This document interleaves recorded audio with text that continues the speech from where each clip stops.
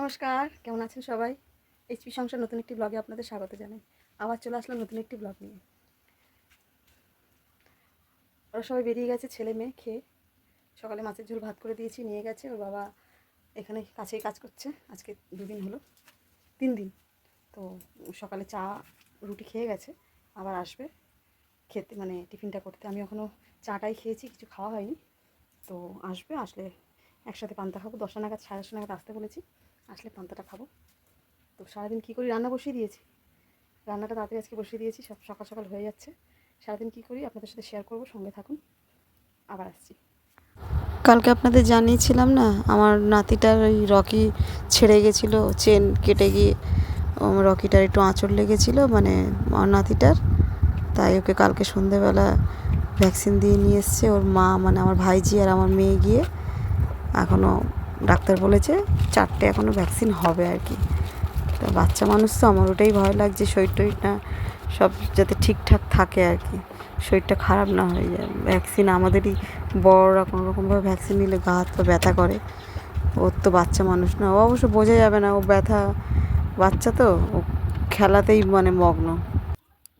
আসলে বাচ্চা মানুষ না, এক সময় এমন গেছে আমাদের রকিকে সবাই দুচ্ছাই করেছে, কিন্তু ও অবলা জীব, মানে ও তো অবুঝ। আমার রকি যেরকম অবলা জীব, আমার নাতিটাও তো সেরকম একটা অবুঝ বাচ্চা না। ও ঠিক ওকে মানে এত আপন করে, এত জড়িয়ে জারিয়ে, কোনো ভয় ছিল না। ওর ঘাড়ে উঠে যাচ্ছে, ওর মুখে খাবার দিচ্ছে। সেই জিনিসগুলোই মনে পড়লে আর কি কেমন একটা লাগে, যে আজকে রকি আঁচড়ায়নি, আঁচড়টা লেগে গেছে কোনো রকমভাবে। রকি ওকে দেখলে না, ওকে একা থাকলে রকি কিছু বলে না, যদি ওকে কেউ নেয় বা ওর ধারে বাড়ে যদি কেউ যায় আমার নাতিটার, তাহলে আমাদের রকি খুব চিৎকার করে, মানে ছিঁড়ে ফেলবে, কামড়ে, এরকম করে আর কেউ। আমার নাতিটা যদি আমাদের বাড়িতে আসে, ও একা যদি আসে রকির পাশ থেকে, রকি ঘুমিয়ে থাকলে রকির পাশ থেকে হেঁটে চলে আসলে কিচ্ছু বলবে না রকি। এবার যদি ওকে কেউ নিতে গেছে বা কেউ ধরতে গেছে, সে আমি হই, আমার বাড়ির যদি কেউ হয় বা ওর বাড়ির যদি কেউ হয় আমার নাতিটার, ব্যাস রকির আর দেখতে হচ্ছে না, যেন মনে হয় ঝাঁপিয়ে পড়বে, এরকম ব্যাপার। তাছাড়া আপনি ওকে একা ছেড়ে দিন, ও খাবার দিচ্ছে, আদর করছে, ল্যাজ ধরে টানছে, রকি চুপচাপ শুয়ে থাকবে। মানে এই হচ্ছে এদের ভালোবাসা, এরকম ধরনেরই ভালোবাসা এদের। এদের ভালোবাসা আর কি লোক দেখানো হয় না, এদের ভালোবাসায়, এদেরই ভালোবাসা অরিজিনাল মন থেকে হয়, এটাই বুঝলাম আর কি। আসলে আমার হয়েছে জ্বালা, আমার এ হাত কাটলেও ব্যথা, আমার ও হাত কাটলেও ব্যথা। রকিও আমার আপন, ও আমার নাতি, মানে কাউকে ছেড়ে কাউকে করে থাকা যাচ্ছে না, বুঝেছেন তো। একে একে এই জিনিসটা করেছে, বাচ্চা মানুষ কষ্ট পাচ্ছে।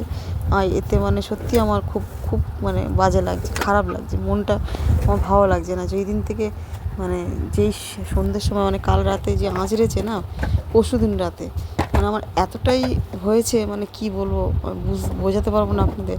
আমার এতটাই খারাপ লেগেছে, বলে প্রকাশ করতে পারছি না। শুধু আমার ভেতরটা না যেন মনে কোথাও একটা উথাল পাতাল হচ্ছে, এরকম ব্যাপার। খুব খুব খারাপও লেগেছে, খুব কষ্টও হয়েছে আমার।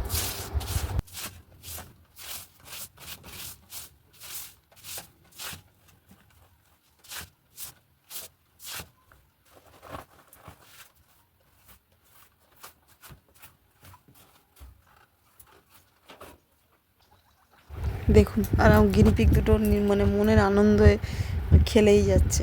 এদের খেলা ছাড়া আর খাওয়া ছাড়া কোনো কাজ নেই। যাই হোক, এরা তো কী আর বলবো, এরা এদের মতন আছে। আজকের আমার কাজের চাপ কম আছে, মোটামুটি সকাল থেকে যেভাবে সামলিয়েছি আমার কাজ হয়ে গেছে, ক্লিয়ার, মানে গোছানো হয়ে গেছে। এই রান্নাটুকু হলে, রান্নার ঝামেলা তো খুব একটা নেই, রান্নাটুকু হলেও আমার হয়ে যায়।